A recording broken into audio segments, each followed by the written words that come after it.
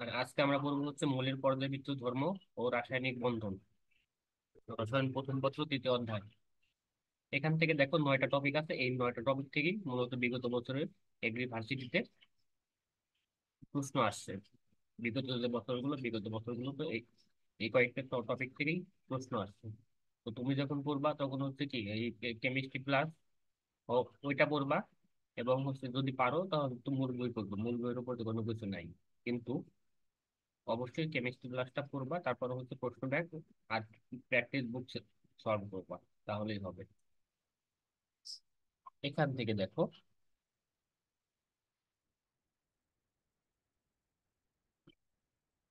যেটা পড়বা সেটা হচ্ছে কি এই যে মেন্ডেলিভের পর্যায় সূত্র।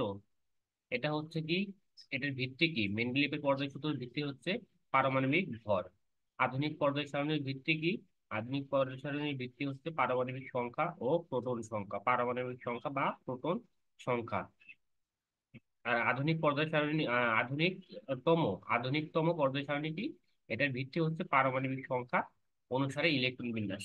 পারমাণবিক সংখ্যা অনুসারে ইলেকট্রন বিন্যাস, এই কয়েকটা জিনিস করলেই হবে, শুধুমাত্র ভিত্তিগুলো। এরপর দেখো বিশেষ নাম। ক্ষার ধাতু কাদের বলা হয়? পর্যায় সারণীর গ্রুপ ওয়ান এর মৌলসমূহকে কি বলা হয়? ক্ষার ধাতু বলা হয়। পর্যায় সারণীর গ্রুপ ওয়ান এর মৌলসমূহকে কি কি বলা হয়? ক্ষার ধাতু বলা হয়। মৃত ক্ষার ধাতু পর্যায় সারণীর গ্রুপ টু এর মৌলগুলোকে কি বলা হয়? গ্রুপ টু এর মৌলগুলোকে বলা হয় হচ্ছে মৃত ক্ষার ধাতু। হ্যালোজেন কারা? এখানে দেখো মনে রাখার আবার কৌশল দেওয়া আছে, তুমি চাইলে এইভাবে এই কৌশলগুলো দেখে মনে রাখতে পারো।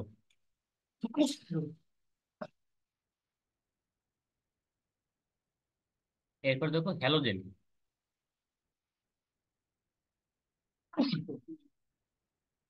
হ্যালোজেন গ্রুপ 17 এর মৌলসমূহকে বলা হয় হ্যালোজেন গ্রুপ।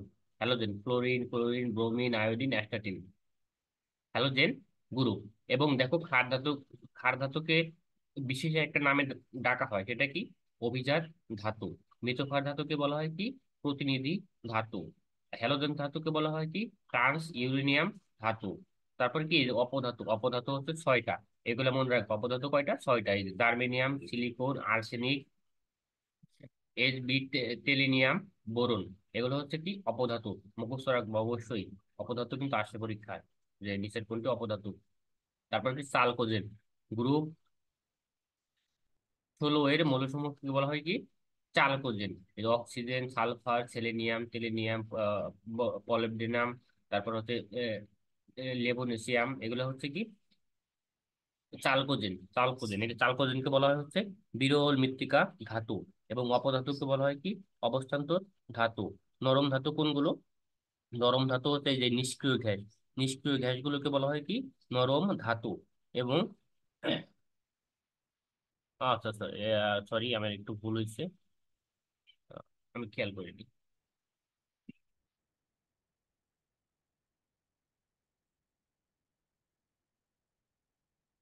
ওকে দেখো, ক্ষার ধাতু কোনগুলো? ক্ষার ধাতু হচ্ছে এই যে এই গ্রুপ ওয়ান এর মৌলসমূহ। মৃত ক্ষার ধাতু কোনগুলো? গ্রুপ টু এর মৌলসমূহ। এবং হ্যালোজেন কোনগুলো? গ্রুপ 17 এর মৌলসমূহ হচ্ছে হ্যালোজেন। অপধাতু কোনগুলো? এই 6টা হচ্ছে অপধাতু। চালকোজেন কোনগুলো? এই যে এই 6টা হচ্ছে কি চালকোজেন। ও এইচএসসি তে পড়ে লাভবান। চালকোজেন ধাতু মনে রাখার উপায়। মুদ্রা ধাতু কি? এই যে এইগুলো খুবই কমন। নিচের কোনটি মুদ্রা ধাতু? কপার, সিলভার, গোল্ড হচ্ছে কি মুদ্রা ধাতু, নিষ্ক্রিয় গ্যাস। তারপরে কি চুম্বক ধাতু, নিকৃষ্ট ধাতু। চুম্বক ধাতু দরকার নাই, এই যে নিকৃষ্ট ধাতু এটা বলবা। নিকৃষ্ট ধাতু কোনগুলো? Iron, copper. এবং এইখানে দেখো অভিজাত ধাতু। অভিজাত ধাতু কোনগুলো? এই যে অভিজাত ধাতু হচ্ছে এই যে তিনটা। এই তিনটা হচ্ছে অভিজাত ধাতু। কি কি দেখো? Silver, gold, platinum. Silver, gold, platinum. প্রতিনিধি মৌল কোনগুলো? এস ও পি ব্লক মৌলসমূহকে বলা হয় প্রতিনিধি প্রতিনিধি মৌল, এটা দরকার নাই। এরপর হচ্ছে অবস্থান্তর মৌল। অবস্থান্তর মৌল হচ্ছে ডি ব্লকের মৌলসমূহ হচ্ছে বেশিরভাগই অবস্থান্তর মৌল। এরপর কি বিরল মৃত্তিকা ধাতু। ল্যান্থানাইড মৌলগুলোকে বলা হয় হচ্ছে বিরল মৃত্তিকা ধাতু। প্রতিলিপি মৌল কয়টা? 38টি মৌল হচ্ছে প্রতিলিপি মৌল। নরম ধাতু কোনগুলো? এই যে নরম ধাতু হচ্ছে কি এই যে লেড, সোডিয়াম, পটাশিয়াম, ক্যালসিয়াম হচ্ছে কি নরম ধাতু। উদ্বায়ী ধাতু কোনগুলো? জিঙ্ক, ক্যাডমিয়াম, মার্কারি, সায়ানাইড হচ্ছে কি উদ্বায়ী ধাতু। তেজস্ক্রিয় ধাতু কোনগুলো? এই যে ইউরেনিয়াম, রেডিয়াম, পলিডিয়াম, এগুলো হচ্ছে কি তেজস্ক্রিয় ধাতু।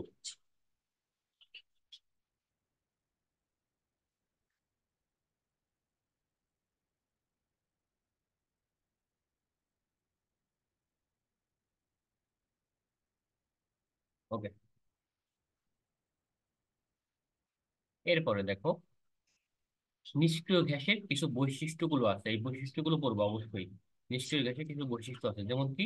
যেমন হিলিয়াম। হিলিয়াম কোথায় কোথায় ব্যবহার করা হয়? হিলিয়াম ব্যবহার করা হয় হচ্ছে উড়োজাহাজে, আবহাওয়া, তারপর হচ্ছে ডুবুরি শ্বাস প্রশ্বাসের জন্য। এই কয়েকটা জিনিস মনে রাখতেই হবে, যে যে উড়োজাহাজে ব্যবহার করা হয়, আবহাওয়ার বেলুনে ব্যবহার করা হয়, এবং ডুবুরি শ্বাস প্রশ্বাসে ব্যবহার করা হয় কি হিলিয়াম। এরপরে কি নিয়ন? কি নিয়ন হচ্ছে এই যে বাতিতে, রাস্তায় যে বাতি থাকে, ওই বাতি, তারপর হচ্ছে আলোক সজ্জায়, তারপরে হচ্ছে এই যে পাইলট গুণ আলোক সংকেত হিসেবে ব্যবহার করা হয়। এই কয়েকটা বললেই হবে। এই নিয়ন কি করা হয়? বাতিতে, আলোক সজ্জায়, পাইলট গুণ আলোক সংকেত হিসেবে ব্যবহার করা হয় কোথায়? এই নিয়ন ব্যবহার করা হয়। আর্গন কি? আর্গন হচ্ছে ব্যবহার করা হয় কোথায়? এই যে বৈদ্যুতিক বাল্বে, বৈদ্যুতিক বাল্বে নাইট্রোজেনের পরিবর্তে আর্গন ব্যবহার করা হয়, এবং নিষ্ক্রিয় পরিবেশ তৈরি করতে আর্গন ব্যবহার করা হয়। তেজস্ক্রিয়তা পরিমাপক যন্ত্রেও কি করা হয়? আর্গন ব্যবহার করা হয়। মূলত এই যে এটা অনেকবার পরীক্ষা আসছে, যে গাইগার মোলার কাউন্টে কোনটি ব্যবহার করা হয়? গাইগার মোলার কাউন্টে ব্যবহার করা হয় হচ্ছে কি আর্গন। এরপরে দেখো ফটোগ্রাফিক ফ্লাশ বাল্বে, ফটোগ্রাফিক ফ্লাশ বাল্বে ব্যবহার করা হয় কি ক্রিপ্টন ও জেনন। ক্রিপ্টন ও জেনন ব্যবহার করা হয়। আর রেডন, রেডন ব্যবহার করা হয় হচ্ছে কোথায়? ক্যান্সার চিকিৎসায় এবং রেডিও থেরাপিতে। ক্যান্সার চিকিৎসা এবং রেডিও থেরাপিতে কোনটি ব্যবহার করা হয়? রেডন ব্যবহার করা হয়। ওকে, এরপর দেখো কর্ণ সম্পর্ক। অলওয়েজ মনে রাখবা, দুইটা মৌলের পার্থক্য যদি নয় হয়, দুইটা মৌলের পার্থক্য যদি নয় হয়, তাহলে কি পারমাণবিক সংখ্যা পার্থক্য যদি নয় হয়, তাহলে ওই দুইটার মৌলের মধ্যে কর্ণ সম্পর্ক বিদ্যমান থাকে, কর্ণ সম্পর্ক বিদ্যমান থাকে। দেখো এখানে চিত্র দিয়ে দিয়েছে, দেখো দুটি মৌলের পারমাণবিক সংখ্যার পার্থক্য যদি নয় হয়, তাদের মধ্যে কি কি থাকে? কর্ণ সম্পর্ক থাকে। অথবা কর্ণ সম্পর্ক বের করতে হবে, তার পারমাণবিক সংখ্যা 9-এর বেশি হলে 9 বিয়োগ করবে, আর 9-এর কম হলে 9 যোগ করতে হবে। যেমন দেখো লিথিয়াম, লিথিয়ামের পারমাণবিক সংখ্যা কত? 3 না? লিথিয়ামের পারমাণবিক সংখ্যা 3, যা কত 9 অপেক্ষা কম। এখন ম্যাগনেসিয়াম দেখো, ম্যাগনেসিয়ামের পারমাণবিক সংখ্যা কত? 12 না? 12, আর লিথিয়ামের কত? 3, তাহলে 12 - 3 বিয়োগ করি, কত হয়? 9 হয়। তাহলে এই লিথিয়াম এবং এবং ম্যাগনেসিয়ামের মধ্যে কি রয়েছে? কর্ণ সম্পর্ক রয়েছে। এই কর্ণ সম্পর্ক পরীক্ষায় আসে। তারপরে দেখো অ্যালুমিনিয়াম, আর কি দিচ্ছে দেখো, এই যে অ্যালুমিনিয়াম আর হচ্ছে যে বেরিয়াম, এগুলোর মধ্যে কর্ণ সম্পর্ক আছে দেখি আমরা। অ্যালুমিনিয়ামের পারমাণবিক সংখ্যা হচ্ছে কত? 13, এবং বেরিয়ামের কত? বেরিয়ামের হচ্ছে 4। তাহলে বিয়োগ করলে কত হয়? 9। তাহলে অ্যালুমিনিয়াম আর বেরিয়ামের মধ্যে কর্ণ সম্পর্ক রয়েছে, কর্ণ সম্পর্ক রয়েছে। ওকে, তারপরে দেখো এই যে এইগুলো একটু পড়বা, যে স্ক্যান্ডিয়াম অবস্থার মূল নয়। কেন নয়? কারণ হচ্ছে স্ক্যান্ডিয়ামে কি নয়, এই যে ডি অরবিটাল ফাঁকা থাকে না, এই জন্য হচ্ছে কি স্ক্যান্ডিয়াম অবস্থান্তরমূলক নয়। তারপরে কি টাংস্টানকে কি বলা হয়? ওলফ্রাম বলা হয়। এইগুলো একটু পড়বা এক নজরে।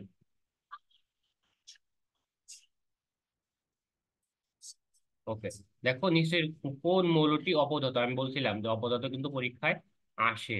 এই যে অপদার্থ বি, পর্যায় সারণীতে ইনার ট্রানজিশন মৌলের সংখ্যা কতটি? ইনার ট্রানজিশন মৌলের সংখ্যা হচ্ছে 28টি। মানে মানে অন্ত অবস্থান্ত ধাতু, এই যে এফ বলক মূল। ইনার ট্রানজিশন বলা হয় কাদেরকে? এফ বলক মূলদেরকে ইনার ট্রানজিশন বলা হয়। নিচের কোন দেখো নিচের কোন জোড়াটি কর্ণ সম্পর্ক আছে? কর্ণ সম্পর্ক পরীক্ষায় আসে।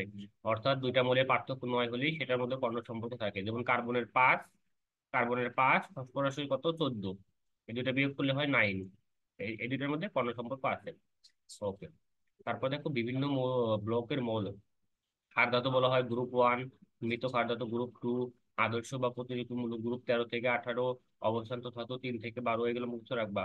অন্ত অবস্থা ধাতু 3-এর বি, এইভাবে মুখস্থ রাখবা। এবং এসও ব্লক, এসওপি ব্লক মৌলসমূহ কি বলা হয়? প্রতিনিধি মৌল বলা হয়। এসওপি ব্লক মৌলসমূহকে বলা হয় প্রতিনিধি মৌল।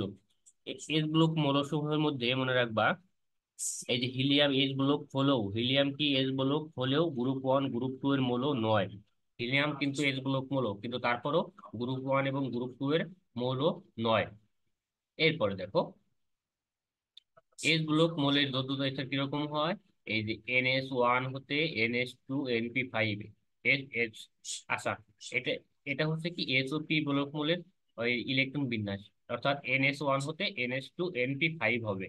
এনপি, যদি এনপি এনপি থাকে তাহলে সেটা হবে পি ব্লক, আর যদি শুধুমাত্র লাস্টে NH থাকে তাহলে সেটা হবে কি এস ব্লক মৌল।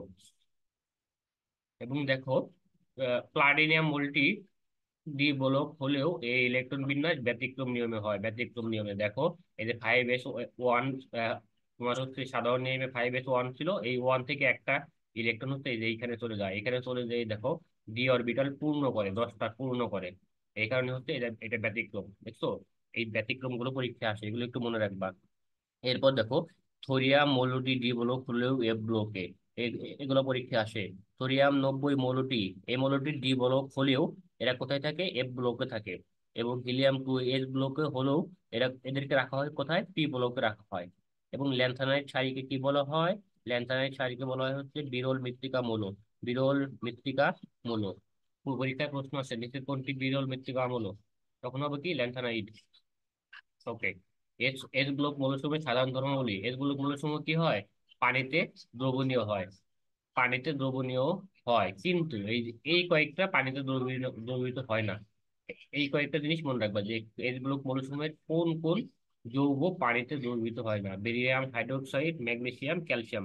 বেরিয়াম, ম্যাগনেসিয়াম, ক্যালসিয়াম, এই তিনটা যৌগ পানিতে দ্রবীভূত হয় না। খুবই গুরুত্বপূর্ণ। পরীক্ষায় প্রশ্ন আসে, নিচের কোনটি পানিতে দ্রবীভূত হয় না? ওকে।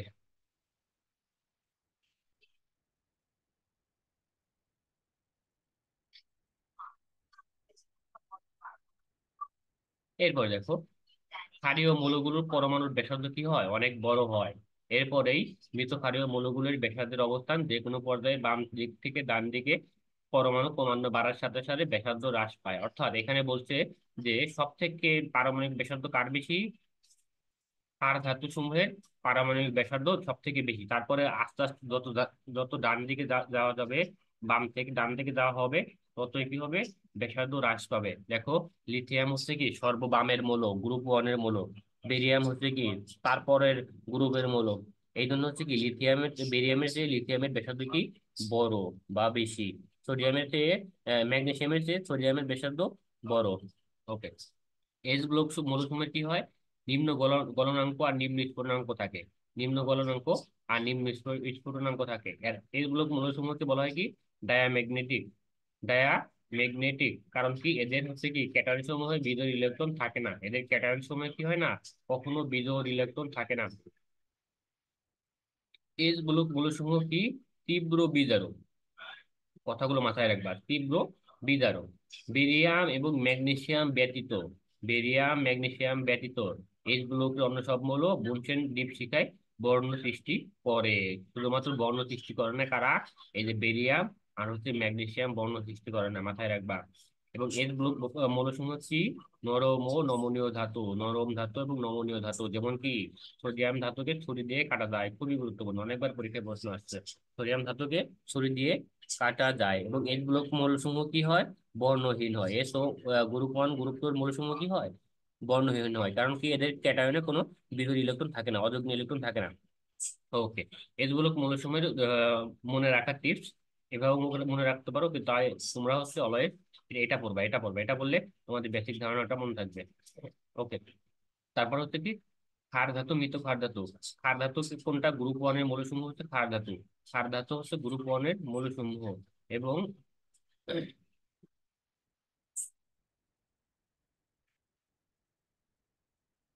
তাহলে দরকার নেই, একটু পড়ে নিও। ক্ষার ধাতু, মৃত ক্ষার ধাতু, এবং এগুলোরও কিছু এই যে এইখানে দেখো কিছু আকৃতি আছে, যেমন কি, যেমন হচ্ছে এই যে বোরাক্স, বোরাক্সের সংকেত কি? তারপর হচ্ছে চুনাপাথরের সংকেত কি? জিপসামের সংকেত কি? জিপসাম ক্যালসিয়াম সালফেট 2 অনু পানি। ডলোমাইটের সংকেত কি? ক্যালসিয়াম কার্বনেট, ম্যাগনেসিয়াম কার্বনেটকে বলা হয় ডলোমাইট।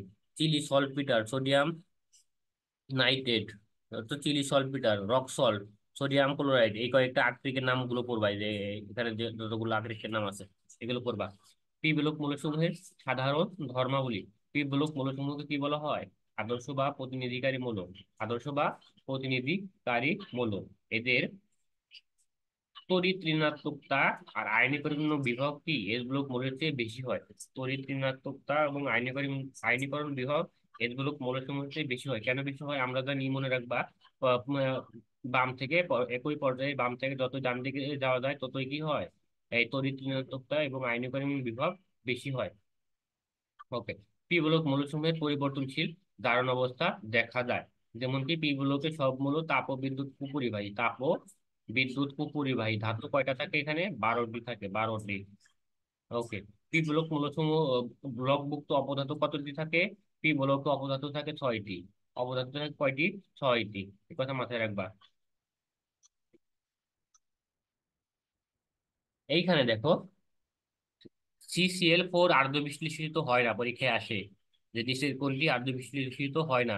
এখানে CCl4 আর্দ্র বিশ্লেষিত হয় না কেন? মনে রাখবা, কার্বনে কখনো ডি অরবিটাল থাকে না। কার্বনে কি ডি অরবিটাল থাকে?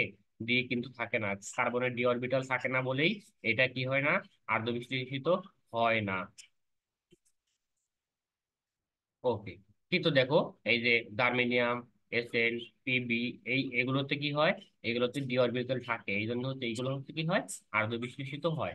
তারপর দেখো NF3 ব্যতীত গ্রুপ পুনরের মৌলের হ্যালাইড আর্দ্র বিশ্লেষিত হয়। কিন্তু NF3 কি হয় না, আর্দ্র বিশ্লেষিত হয় না। কেন হয় না? দেখো, নাইট্রোজেনে কি হয় না, নাইট্রোজেনের কোনো ডি অরবিটাল নেই, ক্লোরিনেও কোনো ডি অরবিটাল নেই, এই জন্য হচ্ছে এরা আর্দ্র বিশ্লেষিত হয় না।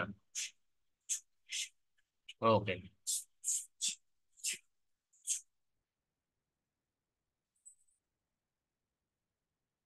এরপর দেখো, দ্বিবলক মূলক। দ্বিবলক মৌলের মধ্যে কি অবস্থান্তর মৌলের শর্ত। অবস্থান্তর মৌল শর্ত আমরা জানি কি দ্বিবলক মৌলসমূহ অবস্থান্তর মৌল হয়।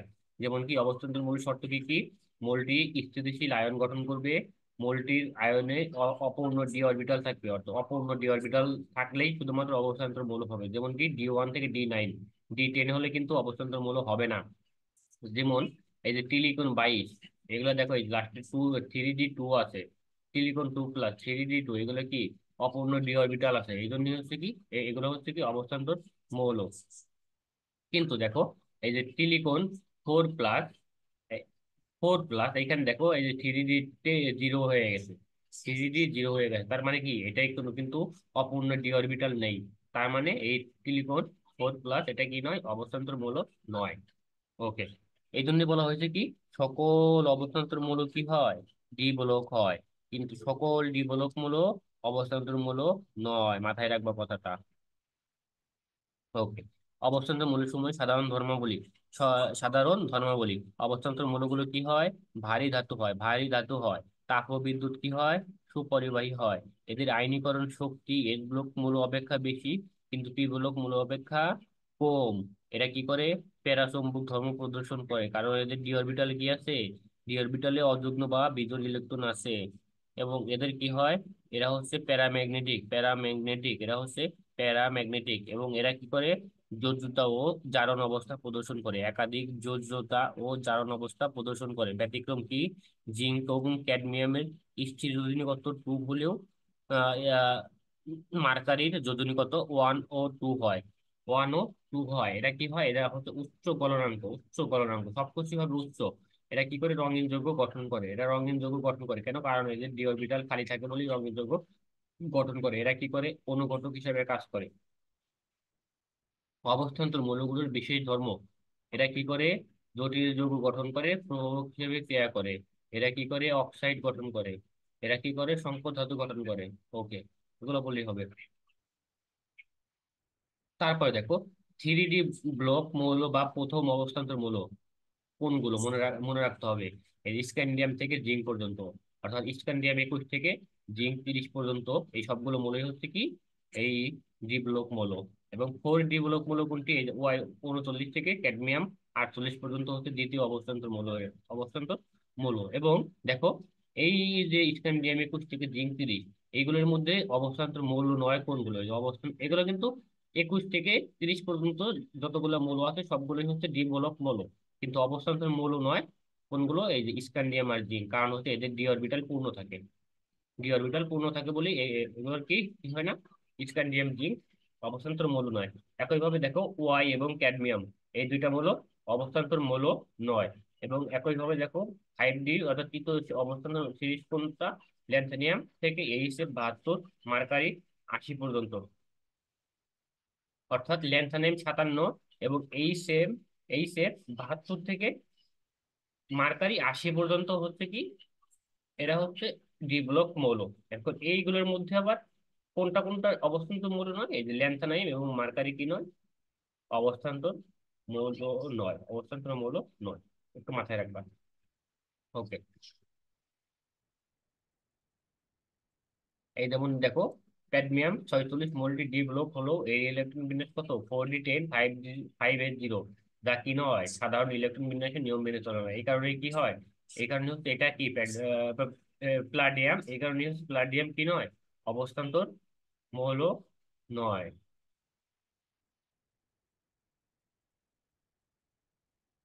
ওকে। তারপর দেখো ম্যাঙ্গানিজ, ম্যাঙ্গানিজ মনে রাখবা সর্বোচ্চ দারুণ অবস্থা প্রদর্শন করে। ম্যাঙ্গানিজ সর্বোচ্চ দারুণ অবস্থা প্রদর্শন করে এবং স্ক্যান্ডিয়াম 3+ ও জিঙ্ক 2+ এর পরিবর্তনশীল দারুণ অবস্থা নেই।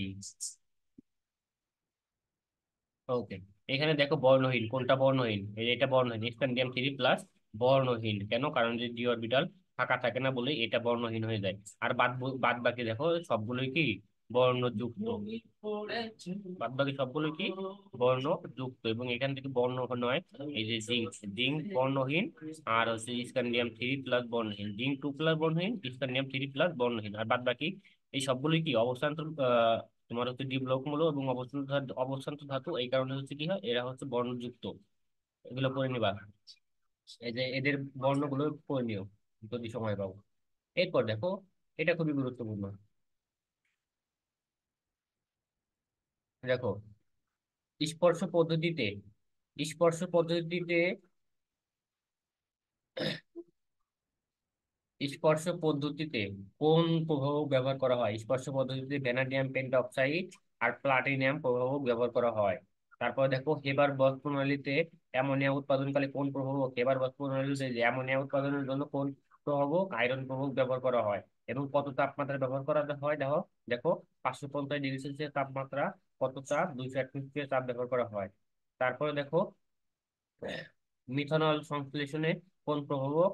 Cr2O3 এবং প্লাস জিঙ্ক অক্সাইড প্রভাবক ব্যবহার করা হয়। এবং এই যে মিথানল সংশ্লেষণ অর্থাৎ মিথানল উৎপাদনে এবং তাপমাত্রা ব্যবহার করা হয় কত? 700 ডিগ্রি সেলসিয়াস তাপমাত্রা, 200 তাপ ব্যবহার করা হয়। এই সবটা খুব ভালো করে পড়বা। এই এগুলো পড়া দরকার নেই, এগুলো শুধু দরকার নেই, শুধুমাত্র বিক্রিয়ার শর্ত পড়বা, বিক্রিয়ার নাম, প্রভাবক পড়বা, শেষ।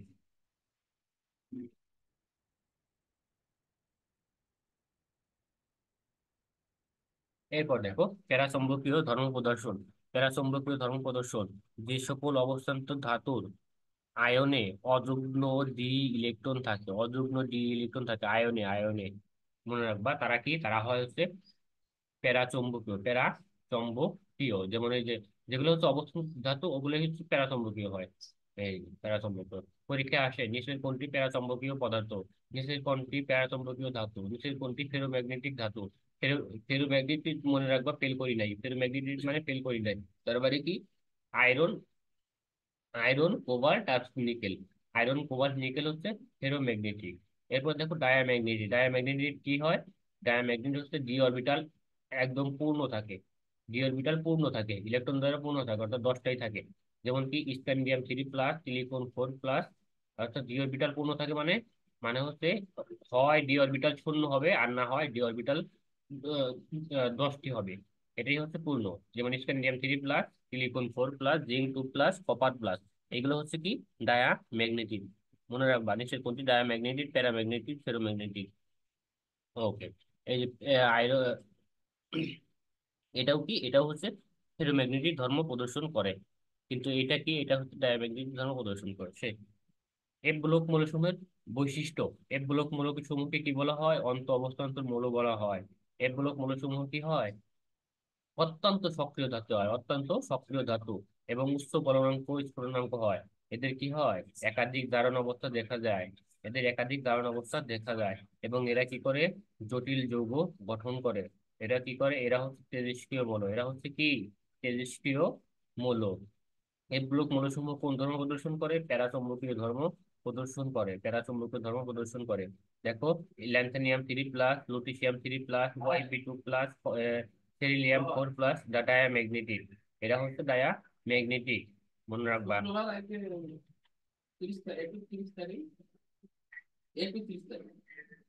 এরপর দেখো, এম ক্যান্সার চিকিৎসায়, ইউ নিউক্লিয়ার রিঅ্যাক্টরে, এবং THO2 CO2 জাহাজ, রেল লাইন, রেলগাড়ি সার্চলাইট এবং গাড়ির হেডলাইটে ব্যবহার করা হয়।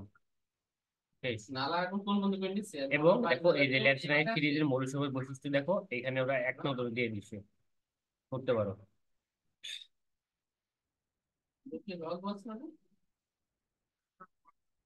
দেখো, ল্যান্থানাইট ও অ্যাক্টিনাইট সিরিজের, ল্যান্থানাইট, অ্যাক্টিনাইট এবং টি8 ব্যতীত সকল মৌলকে হয় অ্যাপ ব্লক। এবং এফ ব্লক মৌলের সংখ্যা 30, মানে 13 27টি। এফ ব্লক মৌলের সংখ্যা কতটি ভাইয়া, 27টি। কিন্তু এফ ব্লক মৌল নয় কোনটা, এফ ব্লক মৌল নয় এই তিনটা। এরা এরা ল্যান্থানাইট বা ও অ্যাক্টিনাইট সিরিজের হলেও এরা কি নয়, এফ ব্লক মৌল নয়। ও,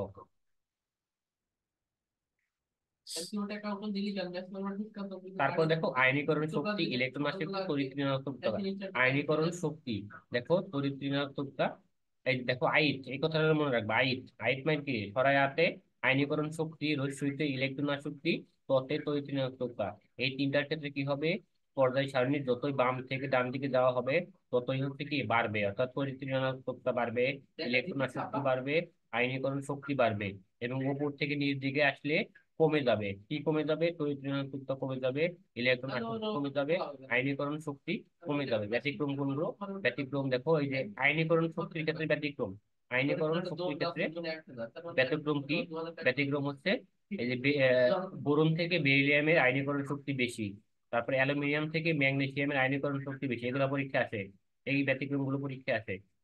অক্সিজেন থেকে নাইট্রোজেনের আয়নীকরণ শক্তি বেশি, তারপরে কি, সালফার থেকে ফসফরাসের আয়নীকরণ শক্তি বেশি। এবং সব থেকে আয়নীকরণ শক্তি বেশি কার, এই যে ফসফরাসের, তারপরে হচ্ছে নাইট্রোজেনের, তারপরে কি ম্যাগনেসিয়ামের, তারপরে হচ্ছে বেরিলিয়ামের। মানে এই এই কয়েকটা যদি তোমার হচ্ছে আয়নীকরণ শক্তি তুলনা করা হয়, সব থেকে বেশি ফসফরাস, তারপরে হচ্ছে নাইট্রোজেন, তারপরে ম্যাগনেসিয়াম, তারপরে হচ্ছে বেরিলিয়াম। ওকে, দেখো,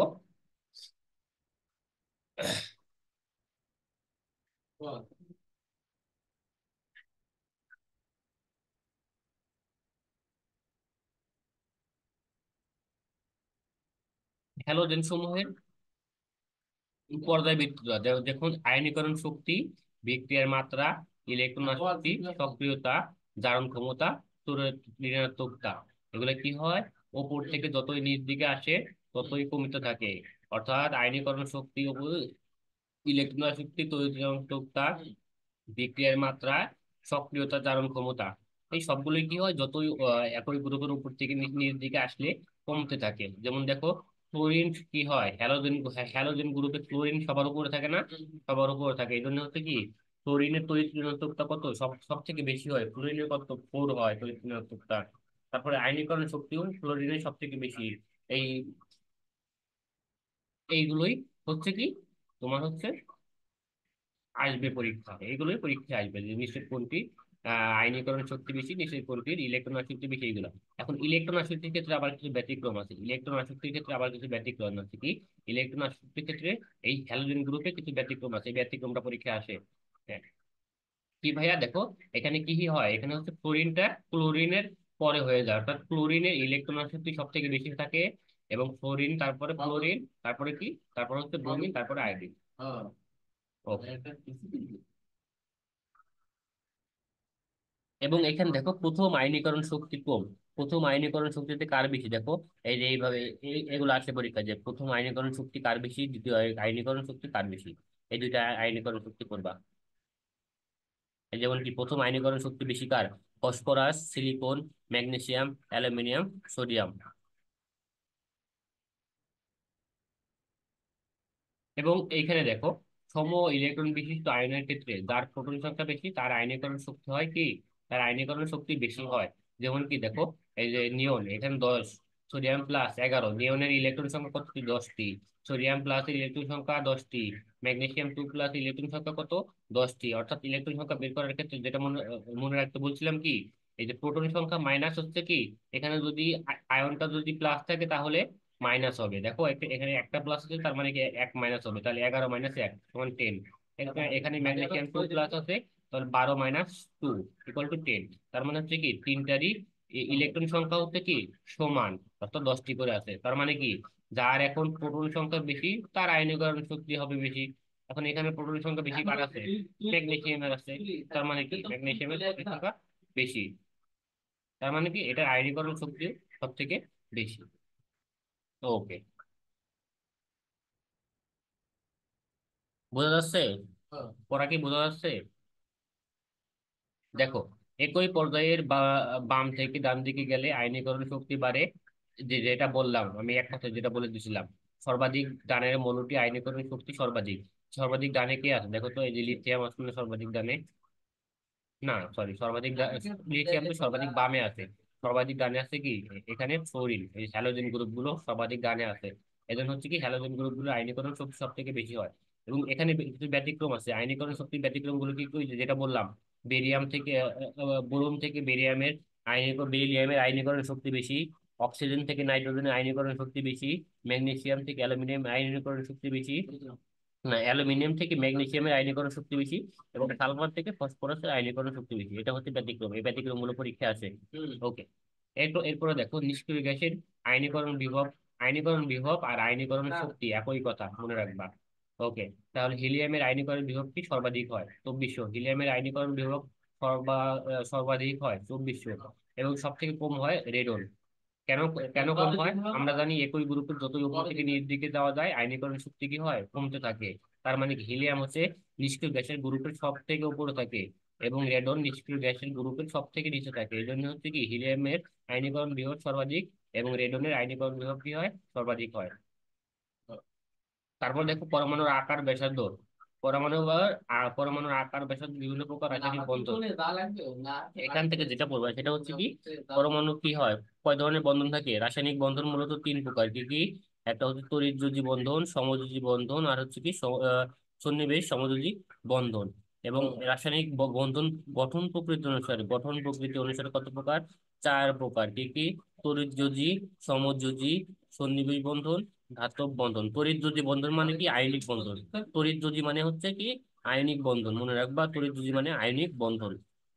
ওকে, এছাড়াও কিছু এছাড়াও কয়েক প্রকারের বন্ধন রয়েছে। কি কি? হাইড্রোজেন বন্ধন, ভ্যান ডার ওয়ালস বন্ধন। ওকে,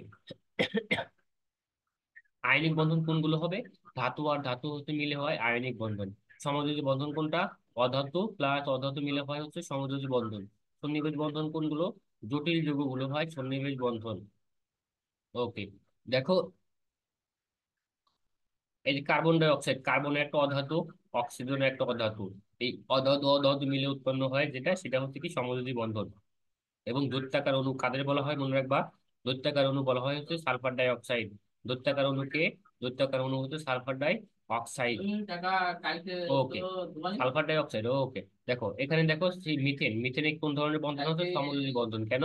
কারণ এখানে যে কার্বন আছে এটা হচ্ছে অধাতু, এখানে যে হাইড্রোজেন আছে এটা হচ্ছে অধাতু। তাহলে অধাতু অধাতু মিলে যে যৌগ উৎপন্ন করে সেটা হচ্ছে কি সমযোজী বন্ধন প্রকৃতির হয়। সমযোজী বন্ধন প্রকৃতির হয়। ওকে, এবং এখানে বন্ধন কত প্রকার দেখো? এক প্রকার। এক প্রকার কেন? কারণ এখানে শুধুমাত্র সমযোজী বন্ধন আছে, এই জন্য হচ্ছে এক প্রকার। তারপর দেখো সোডিয়াম ক্লোরাইড। দেখো সোডিয়াম হচ্ছে ধাতু, ক্লোরিন ধাতু। এই ধাতু ধাতু মিলে উৎপন্ন হয়েছে আয়নিক বন্ধন। আয়নিক বন্ধন না, সরি, সোডিয়াম হচ্ছে ধাতু এবং ক্লোরিন হচ্ছে কি অধাতু। ক্লোরিন হচ্ছে অধাতু। ধাতু আর অধাতু মিলে যে যৌগ গঠন করে সেটাই হচ্ছে আয়নিক বন্ধন। সেটাই হচ্ছে আয়নিক বন্ধন। এখানে দেখো নাইট্রোজেন, হাইড্রোজেন, হাইড্রোজেন, নাইট্রোজেনে হচ্ছে অধাতু, হাইড্রোজেনে অধাতু, এই জন্য হচ্ছে কি সমযোজী বন্ধন। সমযোজী বন্ধন। ওকে, তারপর দেখো সন্নিবেশ সমযোজী আহ বন্ধন কোনগুলো হবে দেখো। এখানে দেখো এই যে অ্যামোনিয়াম ক্লোরাইড, অ্যামোনিয়াম ক্লোরাইড এটা যদি আমি দেখাই, দেখো এখানে অ্যামোনিয়াম,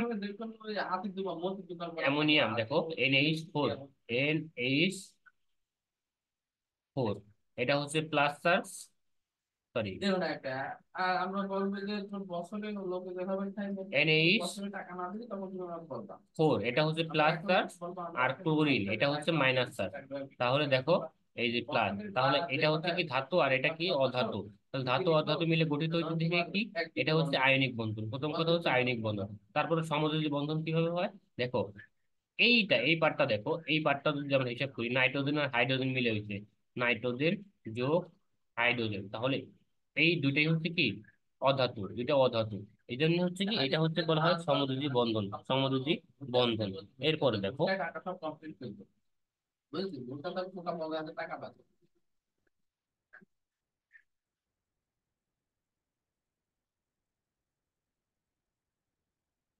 এরপরে এটা আর হচ্ছে একটু বাকি সন্নিবেশ বন্ধন। আছে। কিভাবে হয় সন্নিবেশ বন্ধন হয়, কারণ আমরা জানি কি সন্নিবেশ বন্ধন হচ্ছে কি ডি ব্লক আর প্লাস বাকি লিগ্যান্ড হয়, D block plus ligand, ligand টাইগারের দোকানে হয়, ডি গেলি ব্লক প্লাস তোমাদের লিগ্যান্ড দিলে হয়, লিগ্যান্ড। বস্তার দাম বেশি। এই জন্য হচ্ছে কি, এটা হচ্ছে কি সন্নিবেশ বন্ধন। এই দেখো অ্যামোনিয়াম ক্লোরাইড, অ্যামোনিয়াম ক্লোরাইড।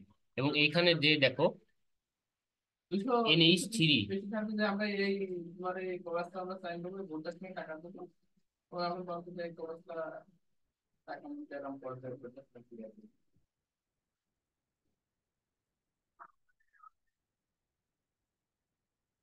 দেখ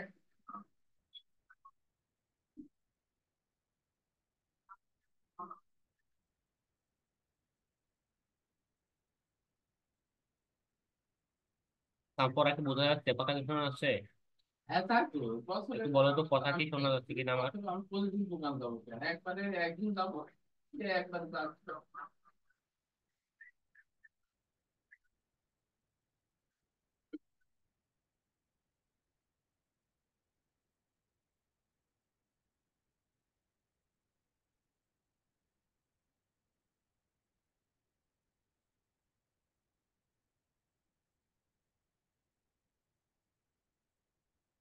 বুঝলি পিস্তল পিস্তল